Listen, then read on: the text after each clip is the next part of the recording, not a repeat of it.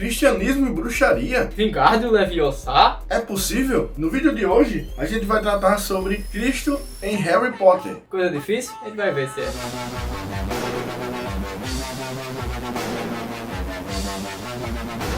Talvez você possa se questionar como Cristo poderia se encontrar nas páginas de um livro ou nas cenas de um filme de bruxaria. É complicado, né? Mas acredite, né, Irandeiro? É possível enxergar, sim, os valores cristãos no fantástico mundo de Halloween, né? E assim como em muitos outros clássicos da literatura fantasiosa... Rowling.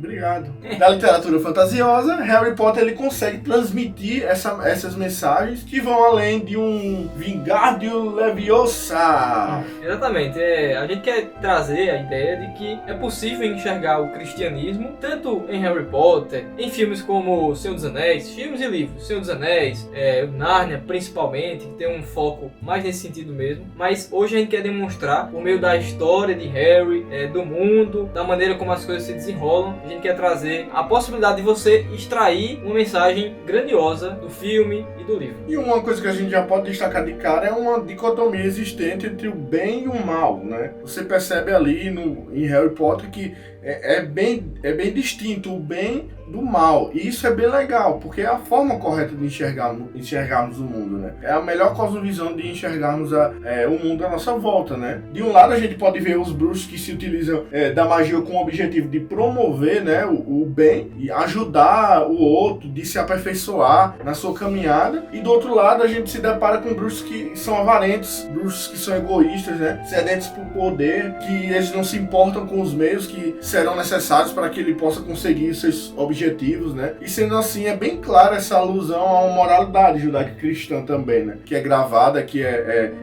está no decálogo, né? Por assim dizer. Portanto, a gente pode enxergar que não é um filme de bruxaria, não é um livro de bruxaria ou de algo demoníaco ou satânico. Eu recordo de um tempo em que eu fazia parte de uma igreja em que eu fui praticamente obrigado a me livrar dos meus livros de Harry Potter, porque eram livros satânicos, de bruxaria e que passavam uma mensagem ruim. Pelo contrário, né, como o Diego bem colocou, é um filme em que consegue, na verdade, dividir muito bem que existe um lado do bem, existem pessoas ali do bem, bruxos do bem, e do outro lado existem bruxos do mal, querem fazer o mal, e a gente pode enxergar isso de forma muito clara no filme, no livro. Quem leu já pode tirar essa conclusão. A bruxaria, digamos assim, as vassouras voadoras, as varinhas, tudo aquilo ali, na verdade, é apenas um meio, é um instrumento para levar algo maior, para trazer uma mensagem que vai além dos elementos ali que fazem parte do filme, que fazem parte do livro. Tudo começa com um bruxo mau chamado Voldemort, que busca de qualquer forma obter poder, e não somente ele, e outras pessoas também, que são chamados comensais da morte. E nessa busca pelo poder, nessa busca ainda, um objetivo bem específico dele, na verdade, era a imortalidade. Enfim, mas na busca por esse poder e tudo mais, certa noite, ele chega a uma casa de uma família de bruxos, e se surpreende com uma coisa bem interessante. Um pequeno menino, e esse menino é o Harry, sobreviveu de um dos mais poderosos feitiços, que era a chamada Maldição da Morte. Ninguém escapava daquele feitiço. Quando lançou essa maldição chamada Avada Kedavra, quando ele lança o feitiço no menino, o menino, de uma forma surpreendente, sobrevive. E você se pergunta como esse menino pode ter sobrevivido a essa magia tão poderosa, a esse feitiço, a essa maldição da morte. No próprio finalzinho, e aqui alguns spoilers, enfim, mas calma, acho que todas as pessoas assistiram. Bem no finalzinho do livro, A Pedra Filosofal, a gente pode ver isso. Dumbledore, quando explicando lá para Harry o motivo dele ter conseguido destruir o inimigo lá, o primeiro inimigo dele no primeiro filme, seria por causa do amor que a mãe dele teria manifestado a ele. O motivo dele ter sobrevivido naquela noite, aquela maldição, foi por causa da mãe dele, do amor dela. Ela se entregou no lugar dele, ela manifestou um amor tamanho que foi capaz de frear a maldição da morte, foi frear a própria morte, digamos assim. Daí, dessa manifestação de amor da mãe do Harry, que é a Lilian Potter, pelo Harry, a gente pode enxergar um claro princípio bíblico de amor. O que 1 João, capítulo 3, verso 16, vai nos ensinar, né? Que nós devemos estar dispostos a entregar a nossa própria vida em favor do nosso irmão, do nosso próximo, assim como Cristo entregou-se por nós. Esse ensinamento é bem claro nessa passagem do livro, nessa passagem do filme, e isso é muito bom. Se você realmente tem atentado para as escrituras, você tem lido a escritura, você tem aprendido esse ensinamento, você verá claramente esse ensinamento, isso acontecendo e de fato isso condizendo com o que a escritura diz. Isso já fica uma dica. Se você realmente tem aprendido a escritura, qualquer filme que você assistir, como a gente já falou no início, você poderá identificar os pontos que se assemelham com as escrituras. E a trama segue. O que acontece é que o mundo bruxo ele começa a ficar atormentado por causa do Voldemort, que queria a todo custo obter poder, obter a sua imortalidade. A maneira que ele encontrou para obter essa imortalidade foi fracionando a sua alma em 7 pedaços. O filme vai chamar de Horcrux. Então ele se fraciona a sua alma em 7 pedaços e esconde. Ele espalha pelo mundo todo aquelas Horcrux para que ninguém encontre e, claro, não destrua. E o interessante é que naquela noite em que ele lançou o feitiço no menino, em Harry, por causa do amor de Lilian, parte de sua alma foi transferida para Harry, de modo a fazer com que Harry fosse um desses pedaços dele. Tiramos a conclusão de que a única forma de destruir Voldemort era destruindo todas as partes de sua alma, incluindo o Harry. Portanto, tendo isso em mente, sabendo que, lógico que nem todos sabiam que a maneira de aniquilar o Voldemort era destruindo as Horcruxes, as pessoas foram descobrindo, os bruxos foram descobrindo com o decorrer do tempo, Voldemort continuava a atormentar o mundo bruxo, os bruxos deveriam ficar alertas, porque a qualquer momento ele poderia aparecer e fazer alguma besteira, como ele sempre fazia. Mas em Voldemort, nós podemos enxergar uma coisa, a maldade dele e a busca por obter aquilo que ele queria de qualquer forma. E isso nós podemos enxergar no homem. Isso reflete a maldade do homem. O homem ele está disposto a fazer de tudo, a fazer qualquer coisa para que ele obtenha a sua felicidade, para que ele obtenha dinheiro e poder. Acho que um dos melhores exemplos nós temos visto aí na televisão, onde políticos e mais políticos que foram pagos, que receberam propina para ganhar mais dinheiro, para ganhar mais poder. E eles não se importaram com a reputação que eles pudessem ter depois ou alguma coisa do tipo. Da mesma forma é o homem, todo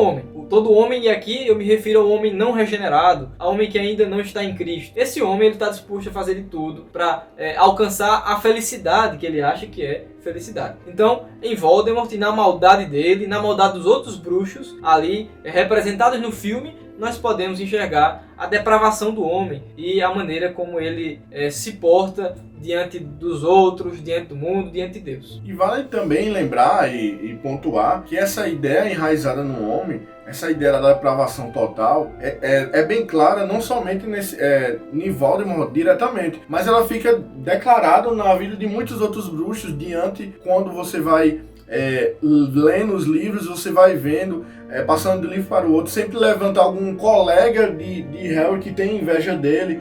Isso vai mostrando também a inveja do ser humano de querer ter aqueles talentos e querer ter aquele poder. Sim. E ser igual a ele, ou ser sempre... Então ele fica sendo meio que visado, as pessoas invejadas, as pessoas querem ser ele, né? Alguns colegas e tal. E isso mostra também a inveja do ser humano, que Cobiça. se encaixa na cobiça, que é também um dos mandamentos de Deus, está no decálogo, de não cobiçarmos nada, absolutamente nada do nosso próximo. Inúmeros valores estão sendo passados. Além de a gente enxergar essa maldade nos bruxos que se encontram na história, nós podemos extrair também bons valores, como por exemplo, nós enxergamos uma ótima amizade ali entre Harry, Hermione e o Rony Weasley, e então nós enxergamos bons valores de amizade, de amor, de cuidado um para com o outro, de preocupação, né? E tudo isso se reflete sim na vida cristã. Nós devemos estar dispostos a ajudar o nosso irmão, a suportá-lo, a, se possível, sofrer um dano para ajudar o nosso próximo, para vê-lo bem.